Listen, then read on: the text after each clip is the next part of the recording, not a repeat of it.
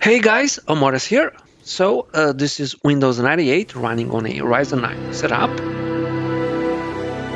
And this is Windows Millennium, not running on the exact same setup. But don't worry, I've got this. So yeah, today it's all about Windows Millennium, which might be the worst Windows ever, or maybe the best, depending on who you ask.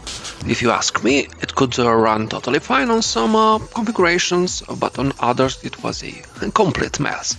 I've actually seen both sides. I've run Windows ME on modern hardware, and I used it back in the day on what we call now period correct hardware. But we won't be using period correct hardware today like a Pentium 3, nope. We're going all in with a Ryzen 9 9900X. And yes, we're doing this on real hardware, not a virtual machine.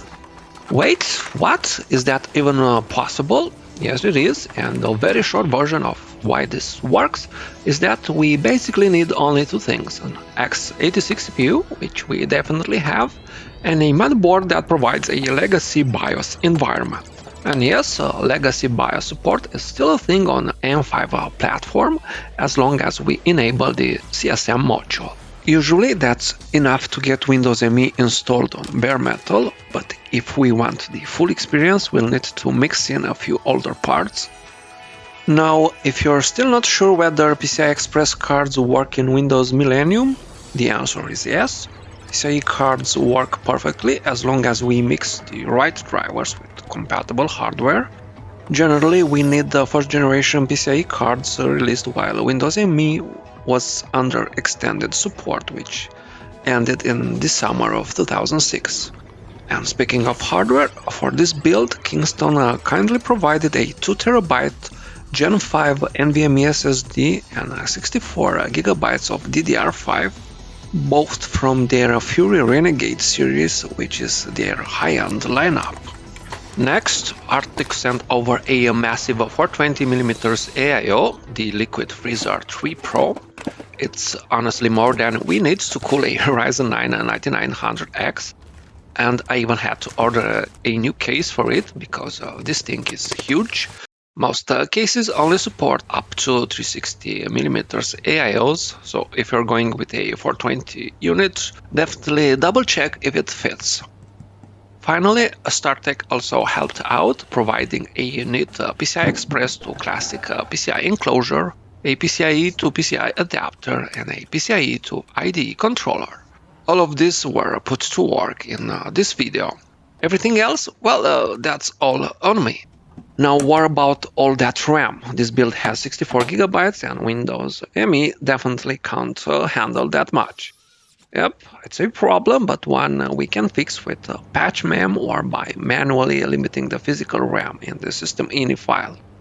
A 32-bit OS can only access the first 4GB, and even within that, some space is reserved for system use. So after the BIOS takes its share, we're left with about 1.7GB on this configuration, which Windows ME can actually handle just fine on its own. Now, when I installed Windows 98, it worked on the second try. Guess how many tries it took to get Windows ME running on this Ryzen 9 9900X build? Well, compared to Windows 98, way too many. First, I wanted to try something special. I happen to have an old Fujitsu IDE drive with an actual Windows ME installation from 2003. A while ago, StarTech also sent me a PCIe to IDE controller, so I decided it was finally time to unbox it and try it with this drive. I mean, it would be awesome to boot into a genuine Windows ME installation that's basically been frozen in time, if the drive still works, that is. Well, it started off great. The Fujitsu IDE drive is still alive and was successfully recognized, even showing up in the boot devices list right next to that 2TB Gen 5 NVMe from Kingston. Now, we can't just boot into Windows ME yet without CREGFIX.VXD. This is a tiny patch that fixes just another blue screen, the one with the Vcache error. To be fair, this time it's not really Windows ME's fault. So I first booted into Windows 98, which was already installed on the NVMe SSD, and the Fujitsu drive just showed up in my computer. Next, I copied CREGFIX.VXD into the Windows/system folder and told Windows to load it by adding this line to the system.ini file. Device equals CREGFIX.VXD. Next, I installed PatchMEM from DOS, and in theory, Windows ME was ready to go. But it didn't work as expected. It booted, but it ended up with a config MG blue screen. This one seems to be related to ACPI, and that makes sense since Windows ME definitely ran with ACPI enabled on its original hardware. I didn't want to mess with this installation any further, so I connected the drive to another PC that has official support for Windows ME along with a native IDE port. I'm doing all this because I'm guessing you're curious to see where things were left when the computer was shut down for the very last time and what was running on Windows ME some 20 years ago. Stay tuned, we're going back in time at the end of the video, but for now let's go back to our very modern configuration and SATA ports. I already knew from the moment I tested Windows 98 that Windows ME wouldn't boot from the onboard SATA controller on this X670 AM5 motherboard, just like Windows 98 itself. So onboard SATA was off the table since both versions end up throwing an anti-kern error. But here's the interesting part. Windows 98 boots and runs perfectly fine when I use a PCI to SATA adapter with the VIA 6421 chip. So I started with an SSD that already had Windows ME on it. Normally Windows should detect the new hardware and we're good, but guess what? It gave me a blue screen starting with 0E016F. That means something's wrong with a VXD driver, but we don't know the root cause. Could be a corrupted VXD file, a disk controller issue, bad RAM, or even overclocking, which was often the culprit back in the day. So back to square one. Then I remember that I had a SATA to IDE converter, so I gave it a shot. This time using the PCIe to IDE controller from StarTech with a SATA drive that was basically pretending to be an IDE drive. Maybe that would do it. Well, the drive was recognized, but I still got what looked like a disk read error. Again, it's Windows ME being picky. I tested this exact combo with Windows 95 and I know it works. Next, I tried a native PCIe SATA controller with a GMB582 chip. This is a relatively new model, released in 2018, and it works with Windows 95, but when I first tested it with Windows 98, it didn't work in legacy mode. And when you get an error like general failure reading drive C, things are pretty clear, so I didn't have much hope. And yes, with Windows ME, it was the same story, just with a different error. And speaking of legacy mode, usually the BIOS on ME-based motherboards, including this ASUS X670 Prime model, includes a native NVMe driver. This means the BIOS can initialize the NVMe drive on its own, and when running in a CSM mode can also provide basic disk access to NVMe drives. That's how Windows 98 can boot from the main NVMe drive just fine and fast. We just have to keep the partition under 8.4 gigabytes. When relying on the BIOS for storage access, any drive will run in MS-DOS compatibility mode as far as Windows 9X is concerned. It's not ideal, but on such powerful hardware, it really doesn't matter anymore, as long as it works. But with Windows ME, you never know. So I moved the Windows ME installation to the NVMe drive, and Windows ME didn't like how the NVMe drive handled files, and immediately started throwing disk read errors. It looks like we've reached a dead end because basic disk access is handled through IO.SYS, and we definitely can't just take IO.SYS from Windows 98 and drop it into Windows ME to make it boot from NVMe. So we have to move on. The next move is obvious. Start a fresh installation using the VIA 6421 PCI to SATA controller, which at least doesn't seem to cause disk read errors. And yes, the installation worked. up to a point, then it froze. Every single time in the exact same spot when setting up programs on the start menu. I tried a few things like changing the drive, switching from FAT32 to FAT16, but it always froze there. Then I used another SSD with a different Windows ME installation on it. This time it didn't start with a blue screen right away, it actually booted normally and showed the Add New Hardware wizard. But it crashed when I tried to install the first PCI to PCI bridge. I started over, but this time I skipped installing that bridge so I could move on and deal with it later. By not installing that PCI to PCI bridge, I was finally able to complete the hardware setup and actually see Windows ME running on this M5 build. And it runs fine, no random illegal operation messages popping up out of nowhere. But as soon as I try to install the PCI to PCI bridge, the system crashes immediately. It seems to claim the same resources as the VGA controller, so it kinda makes sense that it would trigger a blue screen when it overlaps with the GPU that's already running. I'm sure this conflict will come to an end, but for the moment I had a more immediate problem to solve, like getting proper mouse support. The keyboard didn't need any special setup since it was plugged into the PS2 port, which works with one device only, so we can't use one of those PS2 splitters some of you guys suggested in the comments. So I used a USB mouse, which the BIOS is nice enough to make it look like a PS2 device for Windows ME. In theory that should work, but Windows 98 and Millennium simply don't like it. Basically, as soon as we move the mouse, it starts clicking and selecting things randomly, and it's completely unusable. However, this emulation actually works fine in Windows 3.1. So a while ago I had the idea to replace the PS2 driver from Windows 98 with the one that came with Windows 3.1, specifically the Logitech PS2 driver. To make it work, we first have to change the current mouse driver to a Logitech PS2 mouse. This will force Windows to install and load the LMOUSE.DRV file on startup. We can't do this while Windows is running, so I rebooted into Windows 98. And sure enough, as soon as we replace that LMOUSE.DRV file with the one from Windows 3.1, we get our mouse back. This is how I used the mouse for the entire video, except at the beginning when I tried a serial mouse, mostly out of curiosity to see if the serial port works. And with a bit of fine-tuning, it does.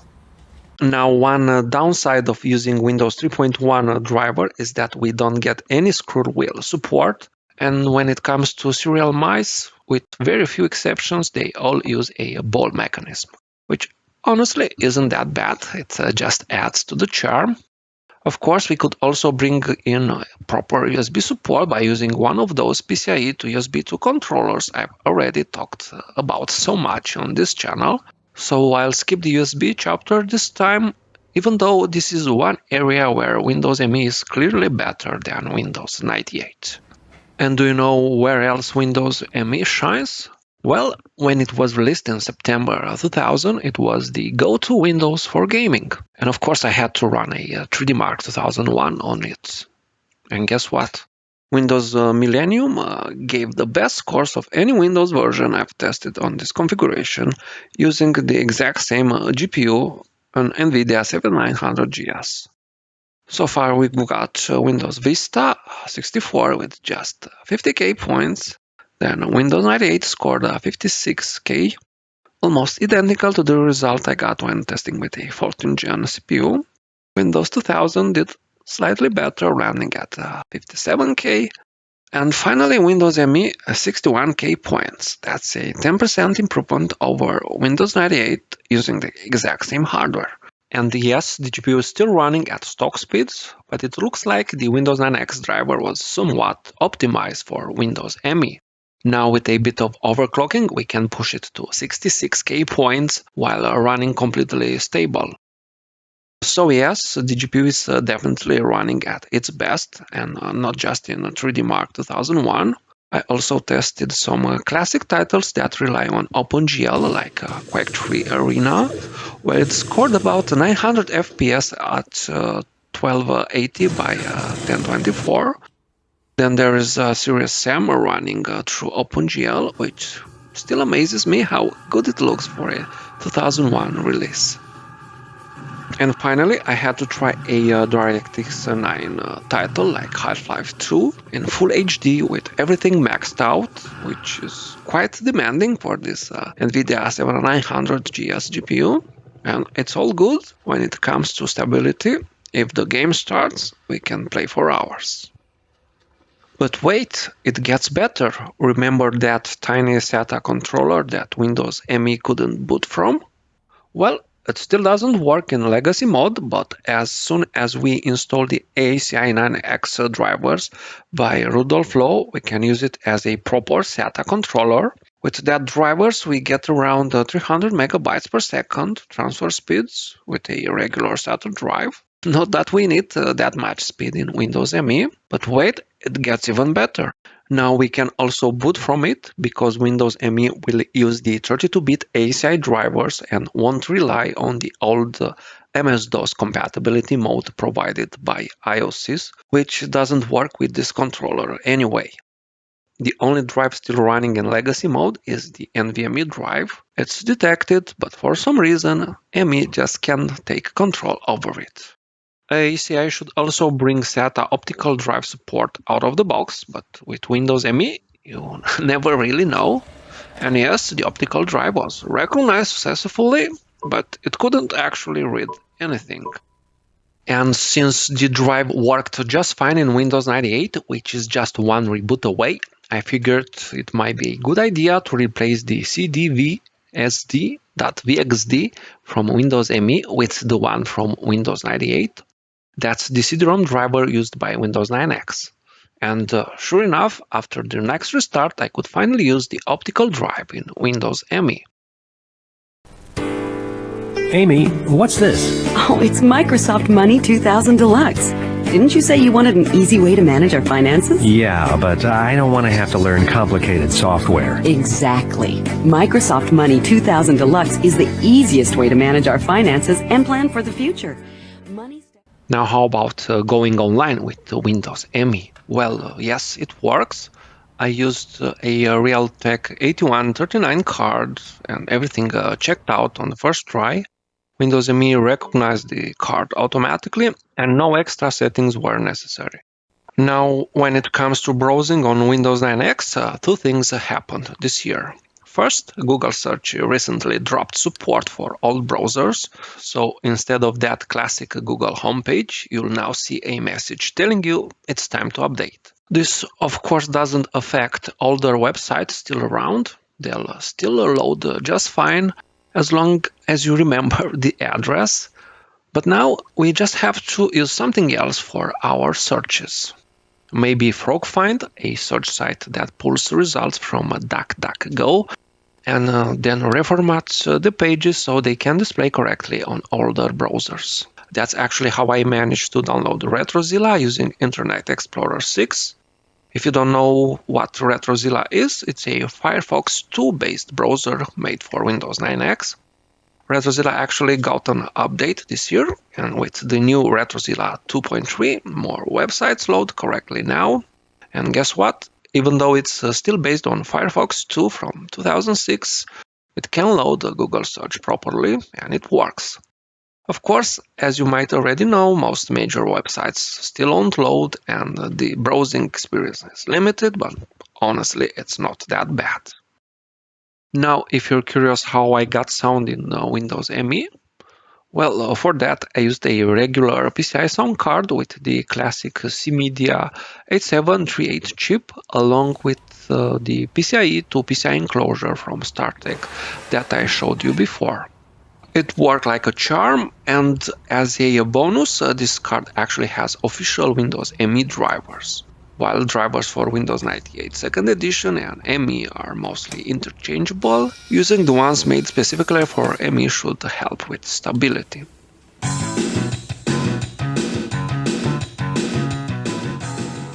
I've tested this sound card before in both Windows 98 and ME, and it does a great job providing sound for those games. as long as we start them within Windows and not in pure DOS. And speaking of pure or real mode DOS, if you remember, Windows ME doesn't offer this option anymore unless you choose to boot from a floppy disk.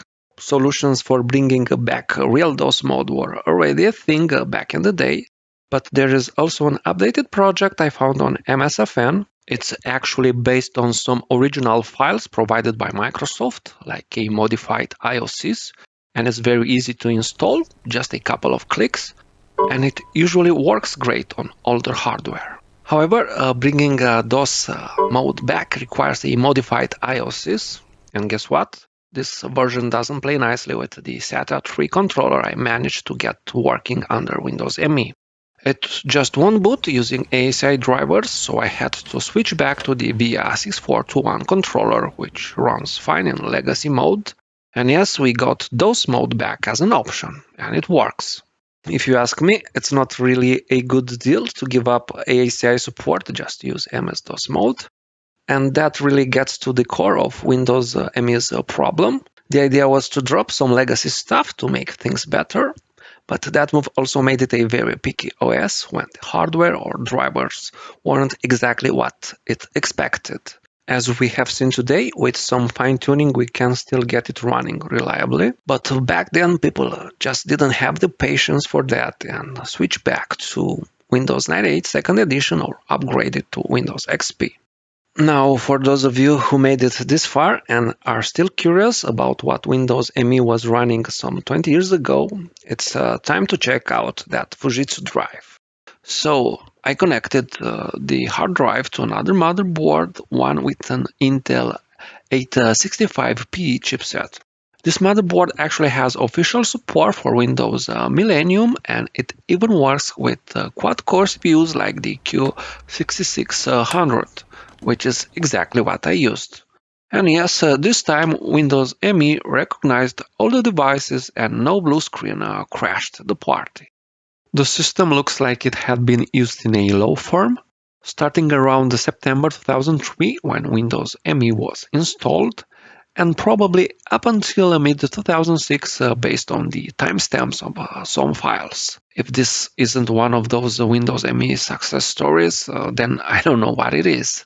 Inside I found a Total Commander 451, ACDSee, Wart 97, which was still very popular back then, and of course a few pictures of cats. Also, while installing the new drivers, I used WinAce, which politely reminded me that the evaluation period has been exceeded by just 8,022 days. So what can I say? Time really flies. I guess I have to start a new evaluation period as of today. So I've got to go, guys. If you want the files used in this video, please check out my Patreon page. That's it for today. Stay tuned for the next one. Omores out.